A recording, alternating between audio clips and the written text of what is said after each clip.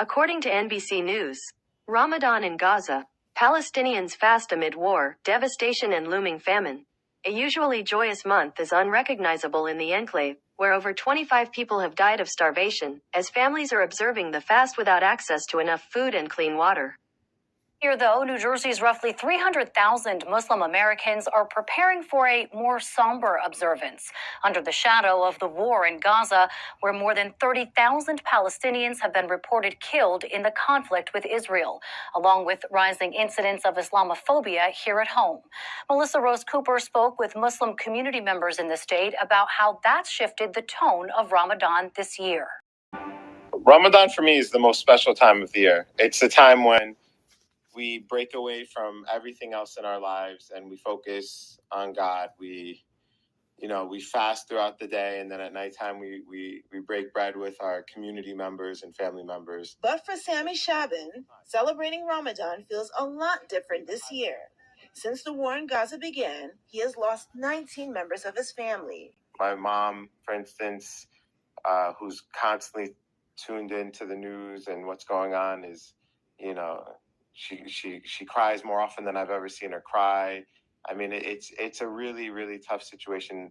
Family members here are just, you could see it all over their faces. There's just so much stress, just worry, contemplation about what's going to happen with our family over there. Many Muslims across New Jersey sharing similar sentiment as they observe one of the holiest periods of the Islamic calendar. Wael Rashid was born and raised in Gaza and serves as president of the Islamic Center of Union County. As you can see, no decoration. We decorate. We get ready to get toys and gifts for our kids. As we fasting the whole entire day from sunset to sundown, we break fasting together here at ICUC, where we celebrate the food and we eat together as a family and mingles. This year now is sad. So this year, actually, we feel guilty even drinking water, knowing our families in Gaza not having water to drink, or inviting others to meals where we know our people, our family, our friends, our community in Gaza, they cannot have a sip of water to drink daily. And as the war rages on, Rashid and other Muslim leaders are expressing their disappointment over the refusal of some elected officials to call for a ceasefire. The Council on American Islamic Relations releasing this guide to mosques at the start of Ramadan, highlighting their right to exclude anyone who doesn't support their sentiments. As you come on to the page, kindly hit the like bell and subscribe to the channel if you haven't done so as yet. Thank you. Stating mosques need to consider whether the representatives' actions and positions align with the values and interests of the community. And I think even if a person wants not supporting the ceasefires comes here, how he's going to put his eyes in the community eyes and said, I'm not supporting it, knowing that 30,000 plus of this community died. We are not here for picture opportunity. When you support, those people do not call for ceasefire.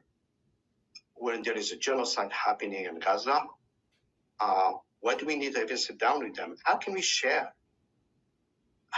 What do we celebrate with them? Is there anything to celebrate? We are in grief. And there is no reason for them to come. They are not welcome. This is not okay to starve an entire population, to displace an entire population. That's just not okay. The world has spoken up.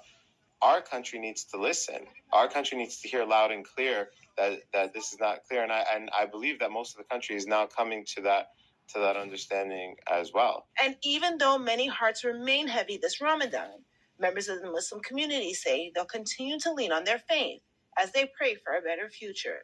For NJ Spotlight News, I'm Melissa Rose Cooper. Leaders remain hopeful that this war will be over soon. Leaders all over the world are focused on peace for the people in the Middle East between Israel and Hamas, as well as the civil war in Sudan. As you leave the page, kindly hit the like bell and subscribe to the channel if you haven't done so as yet. Thank you.